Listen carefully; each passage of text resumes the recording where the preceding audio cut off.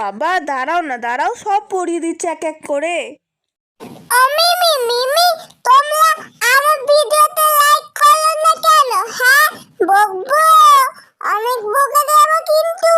হ্যাঁ তাই পড়ে দিলাম মাম্মা। ও বাবা, এটা কি? হ্যাঁ, এটা তো আঙুর। এটা টিফিনে খাবো? আমাকে টিফিনে আঙুর দিচ্ছ? খুব মজা, খুব মজা। স্কুলে গিয়ে খাবো।